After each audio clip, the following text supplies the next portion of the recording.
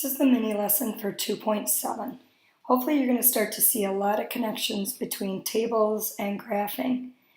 The amount a contractor gets paid, P, is directly proportional to the number of days worked, D. So I know it's P over D.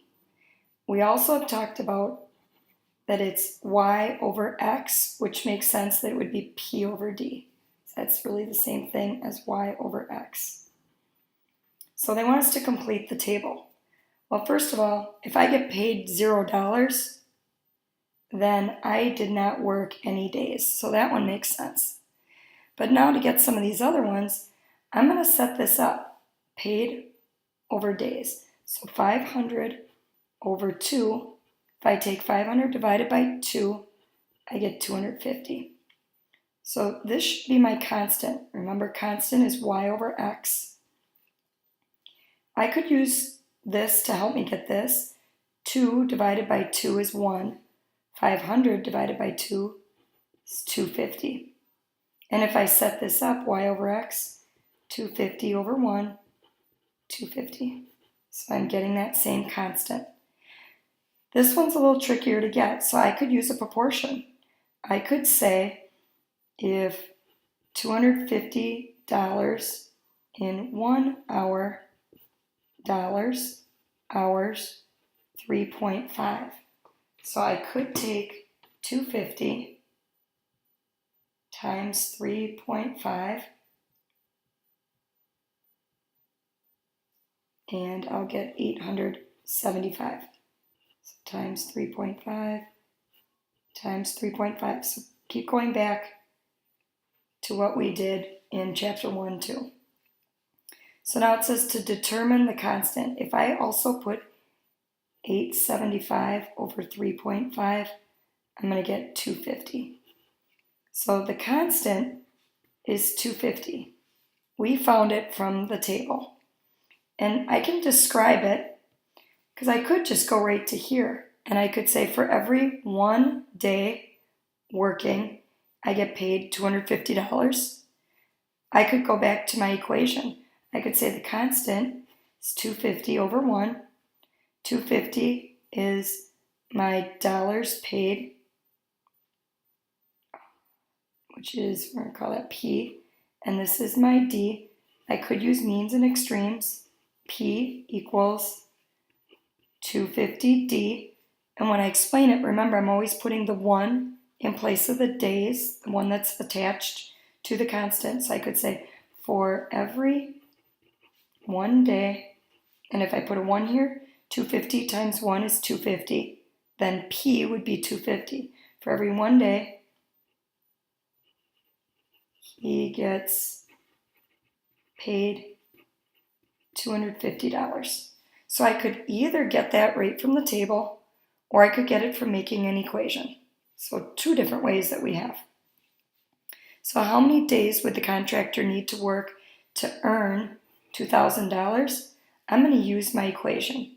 P equals 250D. So this is what he would get paid. So it goes in place of P. 2,000 equals 250D. Now I'm going to railroad track. I'm going to isolate my variable. So I'm dividing both sides by 250. 2,000 divided by 250 is 8. And this means 8 days. So you would have to work 8 days to get paid $2,000. Okay, next page shows me a graph. So we've been looking at tables and graphs quite a bit.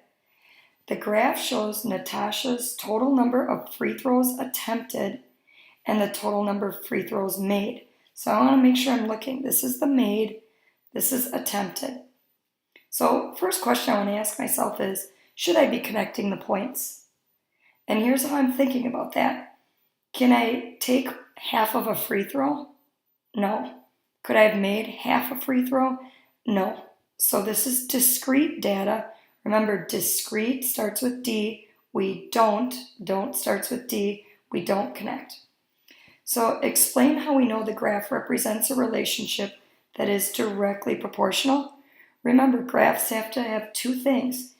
It must be straight, and I can see that this would be straight, and it goes through the origin. So if we have those two things, when I look at a graph, then I know I have direct variation or it's directly proportional. So now I want to determine the constant. This time I don't have a table, and I want to describe what it represents. So one way to do that is I know a constant is y over x. So looking, like, I can't quite tell what this number represents because these points are, this is not at an even point for me. So I'm going to look at a perfect point, like right here. There were 12 made, and that's my y. So constant equals 12 over the x. This is my x down here, so out of 15. And I'm going to reduce it. 3 goes in here, 4. 3 goes in here, 5. I could even reduce this to a decimal and say 0.8. So either one of these answers would be acceptable. Or I could even say 80%. So 80% of the time, Natasha makes her free throws. I could also do this from my equation. I could say y equals kx. And I could take a point again. The y coordinate was 12. And I replaced y with m. Because this is the y-axis, this is the made. Here's my x-axis, it's attempted. So I'm calling the x attempted. So when she made 12, she had attempted 15. So I'm going to rewrite this because typically we see the number and then the variable. So if I isolate, divide by 15, I get k equals 12/15, which puts me right back to what we had over here. I can reduce it, I could change it to a decimal. So I have two different ways to get my constant when I'm looking at a graph. I could come up with the equation, find it from there, or I can look here. But now it says describe what it represents. So I'm going to go back to my equation here. So made equals, and if I change the constant to the decimal, remember if I put a 1 in place of the variable that's attached to my constant, I could say for every 1 free throw attempted,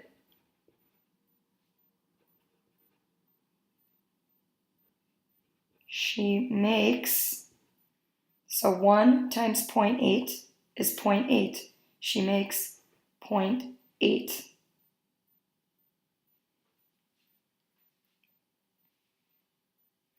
If Natasha attempted 30 shots, how many would she make?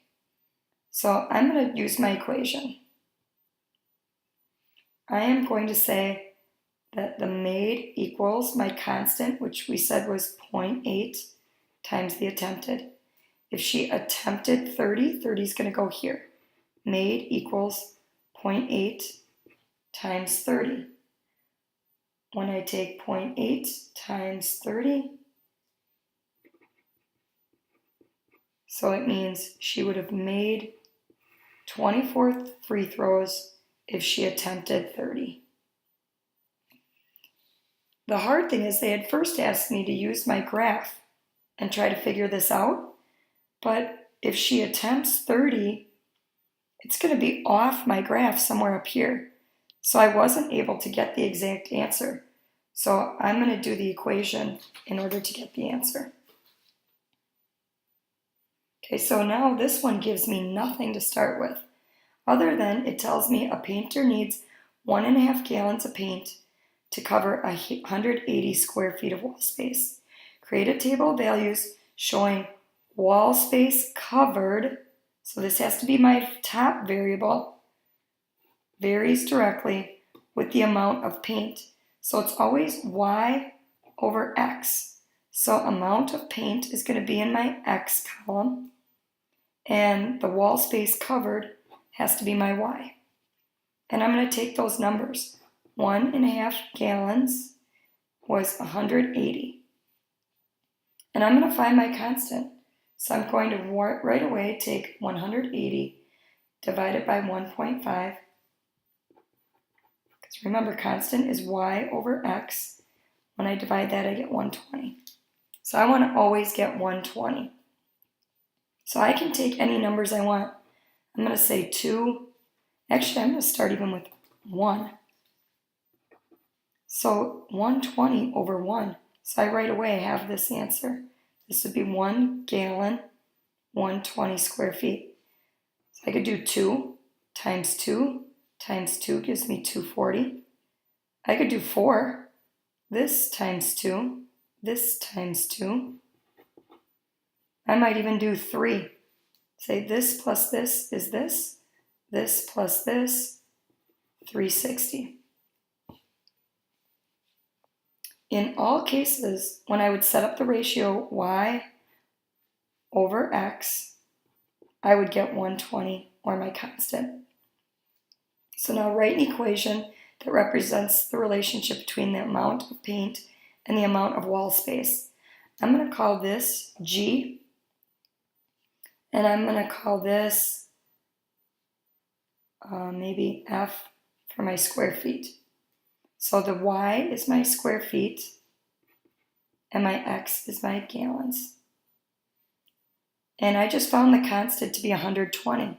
So I can right away plug in 120. So here's my equation. So write an equation that represents the relationship. I could have written it 120 over 1 equals F over G, means and extremes, F equals 120G. So again, I have multiple ways to come up with this. Whichever way makes the most sense for you is what you can use. And interpret K. So again, I'm going back to, if I put a 1 here, for every 1 gallon of paint,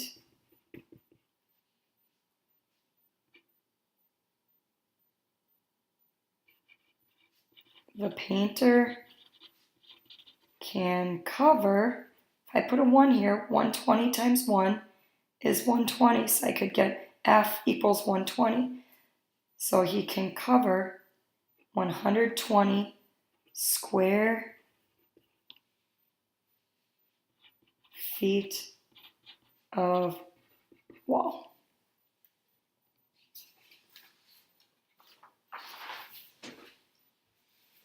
So how did we use the constant of proportionality when we completed the table? We made sure that every time y over x gave me 120. We did a lot of scaling up and finding relationships in the table.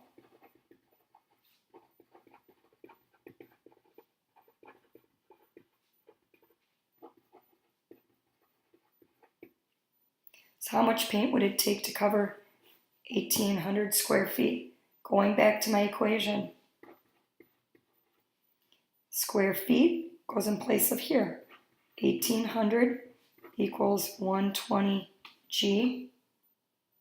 If I isolate my variable, divide both sides by 120. 1,800 divided by 120 gives me 15. 120 divided by 120 is 1G. So 15 gallons. I would need to buy 15 gallons if I want to cover that much wall space. Going back to the same equation, F equals 120G. Now they gave me the gallons, so in place of G. So if I take 120 times 6.5, F equals 780. Remember, F is my square feet. So if I have 6.5 gallons of paint, I would be able to cover 780 square feet of wall.